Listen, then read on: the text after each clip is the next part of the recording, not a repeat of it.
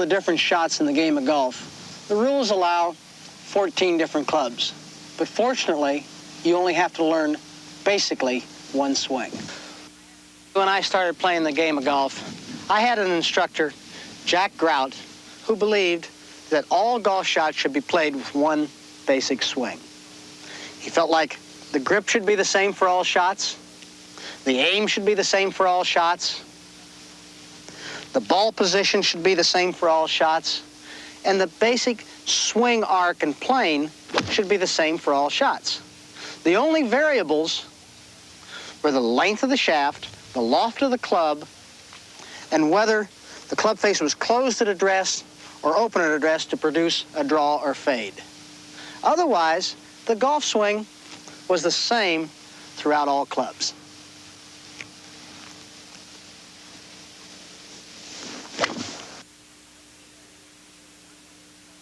Now let me show you the one basic golf swing from two different angles with four different clubs. The 9-iron, the 5-iron, the 2-iron, and the driver.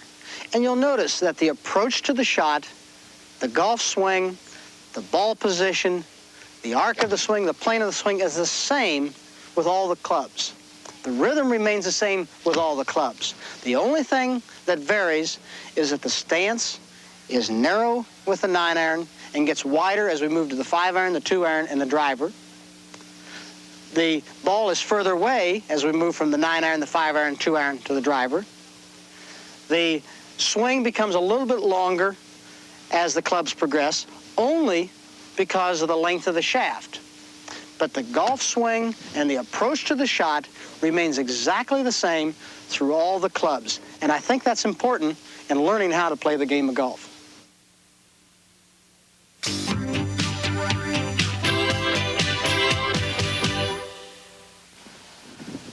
The grip is the simplest and easiest fundamental, and also the most important fundamental in the game of golf. A good grip allows everything in the swing to happen naturally. What is a good grip? What are the elements of a good grip? Well, let's try to do as many things as natural as possible. First of all, let's let our hands hang at our sides. Now, as the left hand's hanging down at my side, that's where I want the club to fit, just where the way the left hand hangs. My right hand, as it's hanging to my side naturally, I just bring it up as though I was shaking hands with somebody, and I put it on the golf club. That puts both hands on the club in a reasonably straight fashion. Whether you use an interlocking grip, an overlapping grip, or a full finger grip, I don't really think makes much difference. It's a matter of personal comfort on how you connect your hands. Now, the left hand is the strength of the golf grip. It has to be the support. So the golf club passes diagonally across the palm of the left hand. If you were going to hit somebody, let's just say with the back of your hand, you wouldn't flick them with your fingers. You'd hit them with the strongest part of your hand, and that's the back of your left hand. And that's what I want the golf club sitting directly behind that. Now, the right hand is exactly the opposite. The right hand is the part that applies the hit. So I want to use the fingers of the right hand. Right across there. Now, why do I want to use the fingers? Well, if I were going to throw a ball, I wouldn't put it in the palm of my hand. I'd put it in the fingers of my hand so I have something to snap it. So the combination of strength and hit are the two elements of the right and left hand put together straight on the golf club to produce a good grip.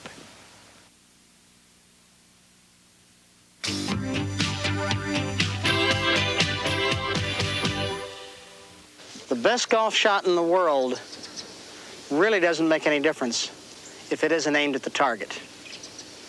I want to show you a simple way of how I go about lining up a golf shot, and I think it'll help you.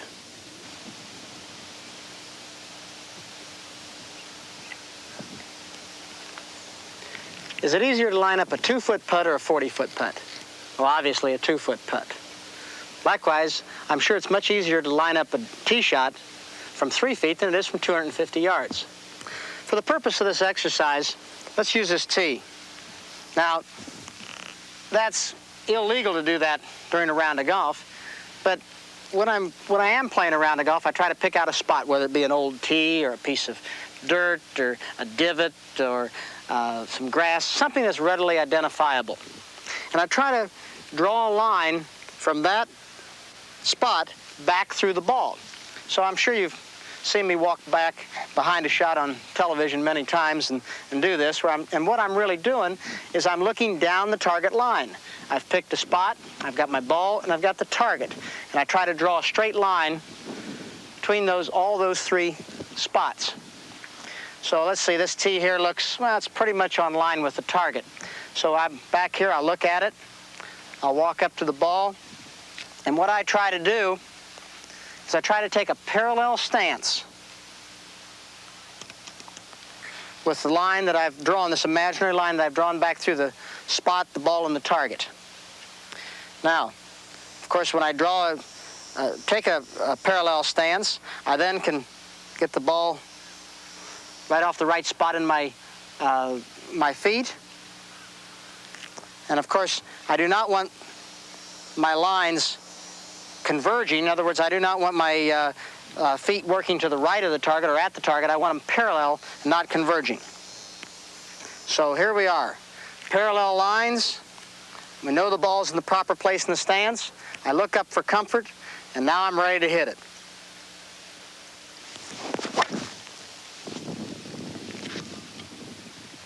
Not too bad for an old man, huh?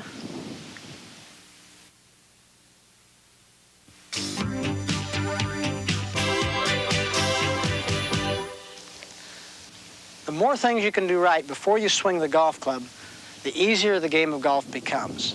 Ball position is one of those fundamental elements that must be done correctly if you want to consistently hit good golf shots. I say the ball should be played off just inside the left heel. Why do I say that? Well, I think you have to understand the elements in the golf swing that make that happen. The first one is that the golf club travels on a path along the ground that, as the body turns and the club comes back, opens to the line of the target. It then comes back to the ball, and at one point during the swing, that club face is relatively square to the target, and then passes through and closes and moves off to the left. The second element in the golf swing is that the club comes up in the air as it comes on the backswing, and at one point in the swing, that club reaches the bottom of its arc, and just prior to the bottom of that arc is where you want to make impact with the golf ball. The club then continues on up again. So it's the convergence of those two elements which dictate where you want the golf ball played in your stance. And for most people, as you try to move to your left side, that position will occur just inside your left heel.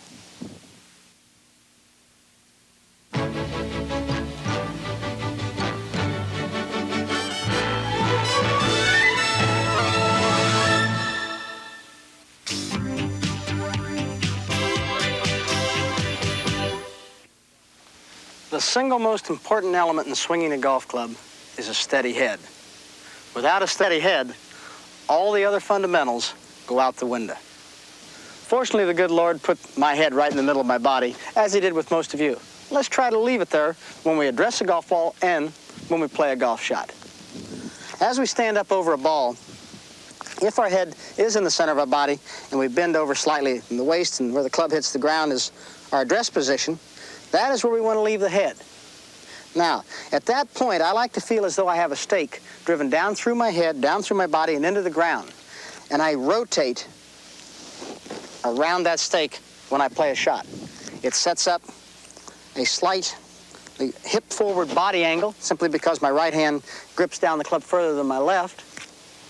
And that body angle is in this position right here. Now, I try to maintain that body angle and my head position throughout the golf swing. So as I turn, you notice that my body stays at the same angle and remains in that angle throughout the golf swing. Now, why is that important? Well, if I move my head off the ball, I now get into a position where my body angle is back here, behind the ball, and really dictates that the ball should be in a different position. Likewise, if I move my head forward, it does exactly the opposite on the other side of the ball. If I start with my head in the wrong position, Then, to get back into the right position, I have to move my head forward. And really, you don't want to be moving your head because you have just too many variables. So let's try to keep our head right in one spot and leave it there throughout the golf shot.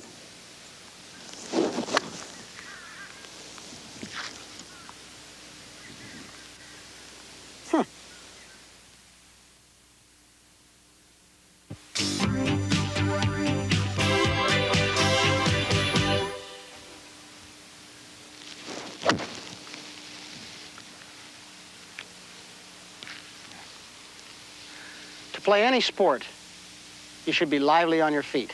Golf is no exception. Foot action determines so many things within the golf swing that it's almost indescribable.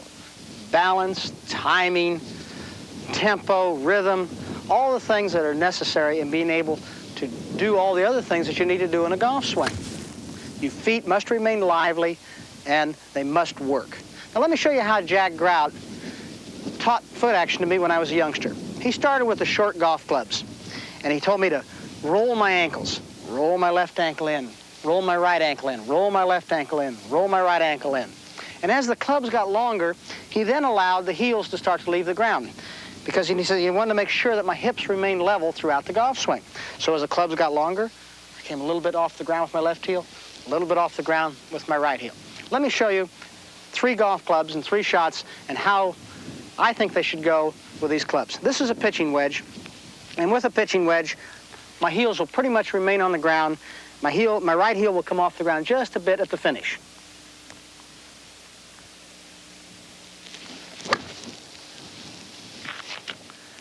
Now, with a 5-iron, you'll notice that my swing is a little bit longer, my stance is a little bit wider, and my heel will get pulled just slightly off the ground on the backswing, my left heel, and my right heel a little bit on the follow-through.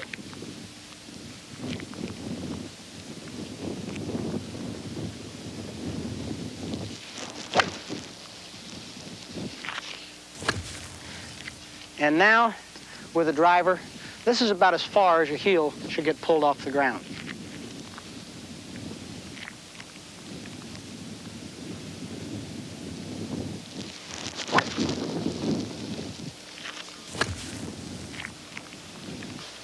Understanding foot action can be really a big help to you.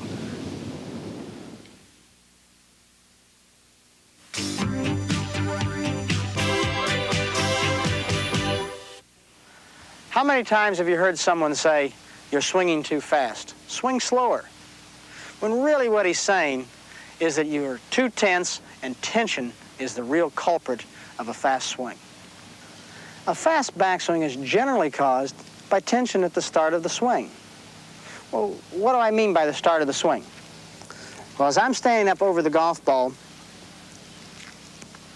if I have tension anywhere in my body, that is generally caused, for most people, through the grip. If I'm tight with the grip, then my arms become tight, then my shoulders become tight, then my upper body becomes tight, and if I'm tight everywhere else, then my legs are tight. Now, really what I want to do is I want to be very loose with all parts of my body. I want to be very relaxed. I want to keep in constant motion until I'm getting ready to hit the ball. And I want to make sure that everything's relaxed so that I can start the club away from the ball very smoothly and very relaxed. Okay, well, how do I do that? Well, I think if you have tension in your grip, then it transmits through the body.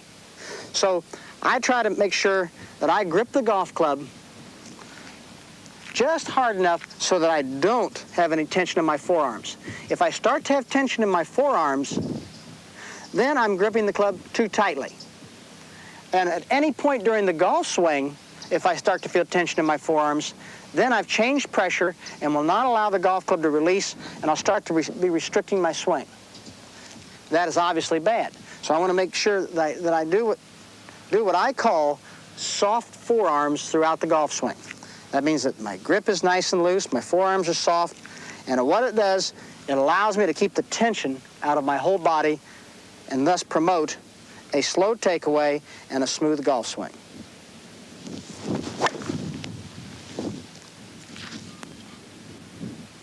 It worked.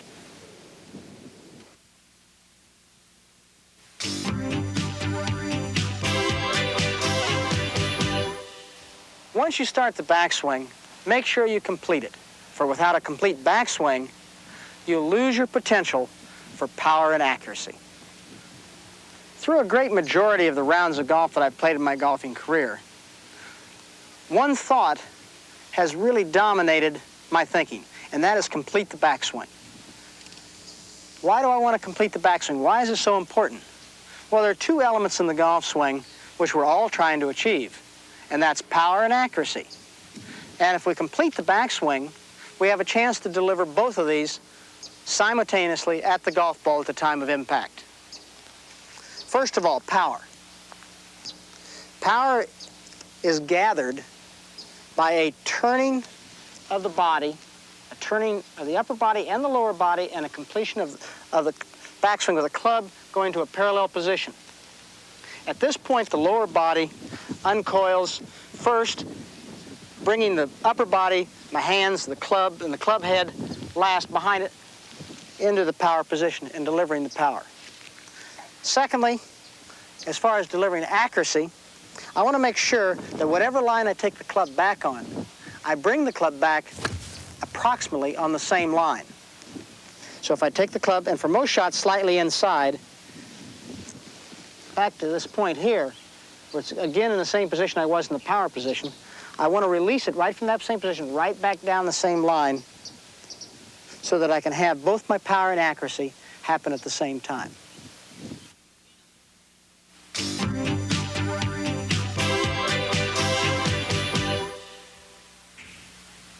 Something that may surprise you, but I firmly believe, is that it's impossible to release the club at the top of the downswing too soon as long as you move to your left side. First of all, let me explain to you what the downswing really is. It's the application of power and accuracy through the release of the golf club from the feet up. Okay, now let me explain those elements to you.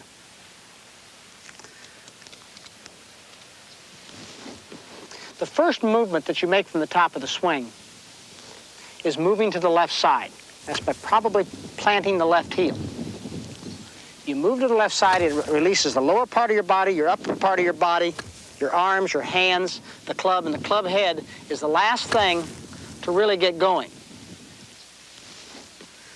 Now, to get that complete release, you move and it generates the pull of everything here, and the club is pulled down into the hitting area. Now, do not try to keep your release from happening till this point, though, because if you take this point and take that to the top of the swing, you'll see it was here, and the club has been released from there to get to this point. So as you start down, the club is released at the same time. So as long as you move to the left side, you go ahead and release the club so that you can get maximum extension at the point of impact. And that is important because that's what you're trying to achieve, to get full power and accuracy at the moment of impact.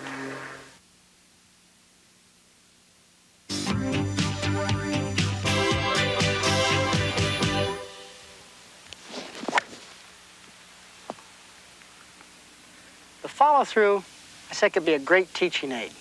Well, how can it be a great teaching aid? The golf ball's already gone. Well, let me show you. The follow-through is really a mirror of the backswing. In other words, if I'm followed through to here, if I draw that swing back, say, gee, that was the right position to be in here. If my follow-through is over here, and I draw that back, all of a sudden I found I'm outside going back. Or if my follow-through is out here, I draw that back, now I'm too far inside. If I stand here and all my weight is on my right foot, I say, how did I get there? How did my weight end up on my right foot? Well, I mirror that. It's probably because I have my weight on my left foot on the backswing rather than my right foot. So there's many, many different things that you can pick up from this. Right from the chip shot, right through the driver.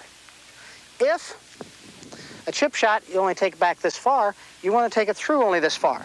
An iron, you take it back this far, you want to take it through this far. A full iron back to this far, through this far. Right up to a driver, which you take all the way back here, and you mirror it here. Obviously, the balance on the backswings on the right foot.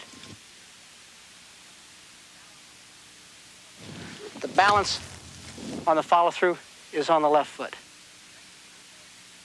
It can be a great teaching aid if you just take the time to use it.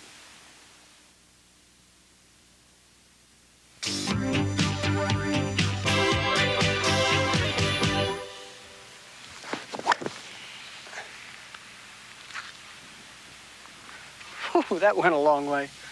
I bet you like to hit the ball a long way. Well, I do too.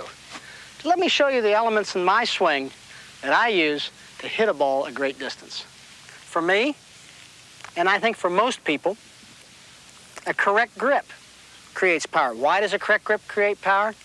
Well, it allows you to get a total release of the golf club at the golf ball. I try to take as wide an arc as I possibly can going back, and wide an arc as I possibly can coming through. This gives me a very, very flat approach into the ball, and I hit it as much in the back of the ball as possible. 3, at the top of the swing, I am completely coiled. My legs are in a position to where they can really start to drive. My shoulders and upper body are turned. The club is in a full horizontal position. Now, from this point, I drive with my legs, release the golf club, uncoil my body, and release completely at the golf ball. All these elements help do the one thing that is necessary to create power, and that's make sure that this, the club head, moves fast.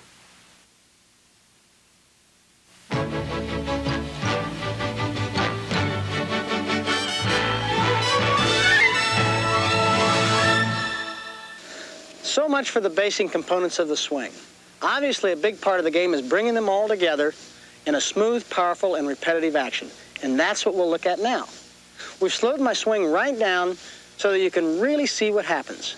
And we'll also stop it momentarily for the maximum emphasis of key fundamentals. Okay, let's go. Very little tension at address. Then everything starts together on the backswing. Nice and smooth and unhurried, especially when you're going for a big one. My chin swivels to make room for a big upper body turn, but my head stays very steady. Left arm straight, but not stiff. Shoulders and hips coiling fully around a fixed axis. As the wrists are cocked by the weight of the club head, the hands are well under the shaft, supporting it fully all the way to the top.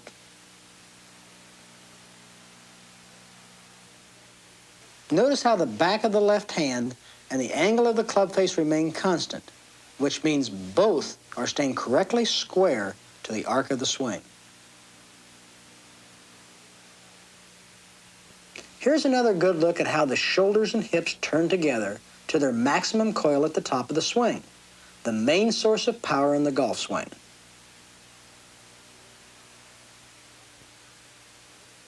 Club head very low to the ground as it starts back, with the wrists cocking naturally and only in response to the weight and momentum of the club head.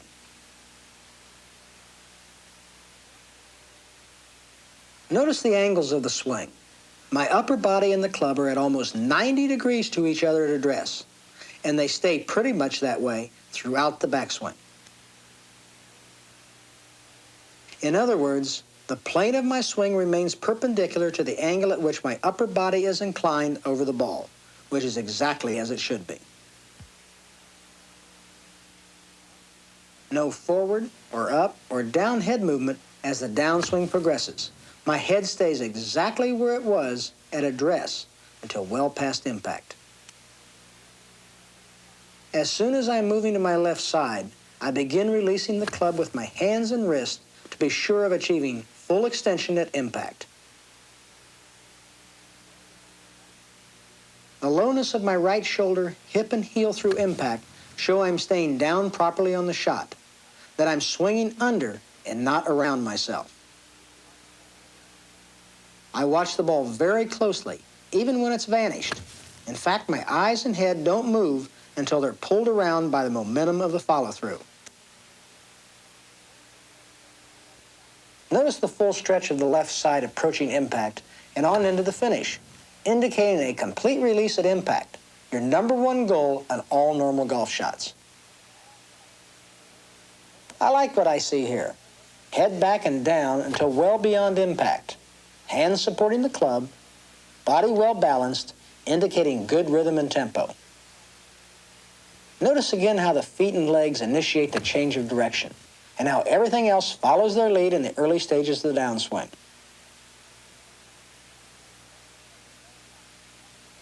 But at the same time, you have to get that club head moving if you want to hit the golf ball hard and true. You must release immediately as you move to your left side. Notice how my left heel gradually rises as my weight shifts to my flexed and braced right leg, allowing me to turn fully with my hips remaining level. Then I quickly replant my left heel, which shifts my weight back to my left side as the first move of the downswing.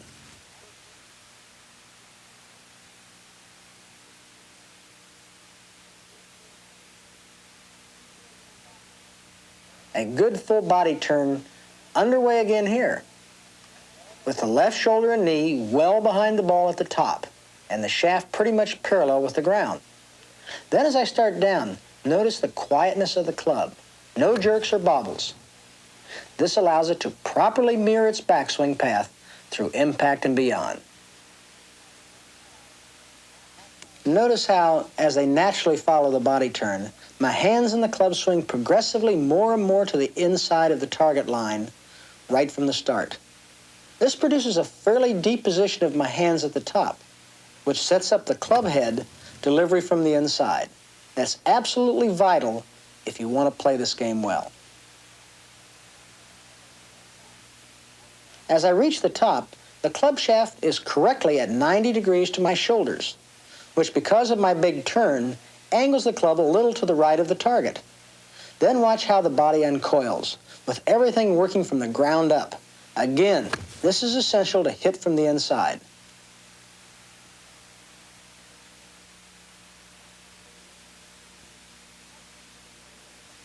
Watch the foot and leg action again, because it's the key to a very full turn while keeping the swing centered and well balanced. Even before the club head's gotten all the way back, you'll notice I've replanted my left heel and am beginning to push off my right instep. You can really see here how golf's played from the insides of the feet.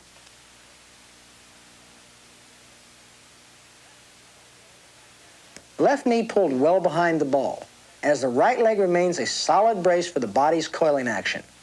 This allows me to make a quick transfer of weight to the left side coming down, which pulls everything else around in sequence. Hips, then shoulders, then arms, then hands, and finally, the club head.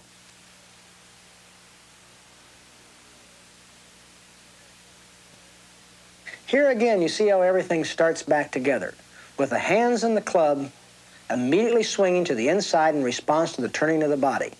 Then note how the club is released right from the top, allowing me to deliver it along that same inside path and also to reach full extension, left arm and shaft in a straight line at impact.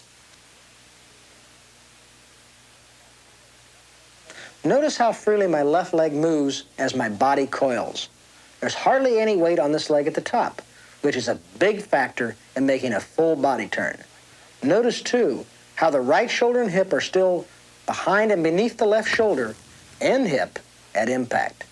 Another sign of complete club head release.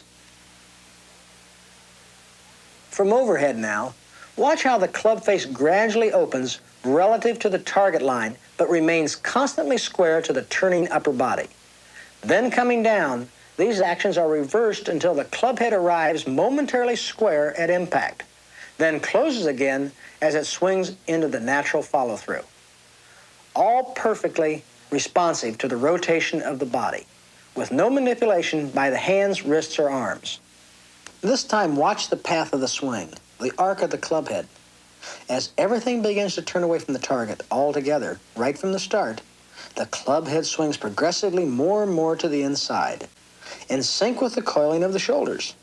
Then, with the legs leading and a full release, the club head returns to the ball along the same inside path until at impact it travels momentarily straight along the target line. Then once again, it swings to the inside on the follow-through. Watch the body action this time. Notice particularly how I'm turning my body and swinging my arms and the club always around a fixed axis. The back of my neck, the top of my spine stays centered from the start to finish, just like the hub of a wheel. If there's one fundamental common to all good golfers, this is it. The ability to stay centered, to swing every time around a fixed axis. Here's a look at the driver swing from 4 different angles simultaneously. Notice how golf is very definitely played from the feet up, not from the head down. My feet are the first thing to finish the backswing, and the club head is the last. Then coming down, that sequence is simply reversed. The feet work first, followed by the legs, hips, shoulders, arms, hands, and finally the club head. Just about every sport calls for lively feet, and golf is no exception. These are actually 4 different golf swings, but notice how consistent my tempo is. I try for a comfortable pace and rhythm, not too fast and not too slow. Most of all, though, I try to keep the tempo constant on every swing I make with every club in the bag, whether I'm on the practice tee or coming down the stretch with a chance of winning.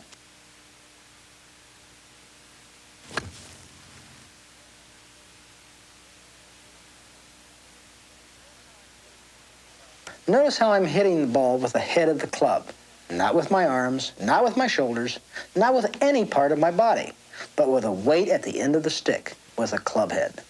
Always remember that you can get distance only from club head speed, never from body force. So go ahead and really use that club head.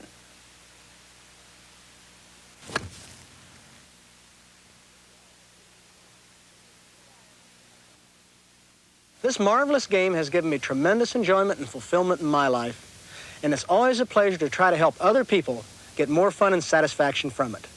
I hope you've enjoyed the show, and the very best of luck to you in all your golfing endeavors.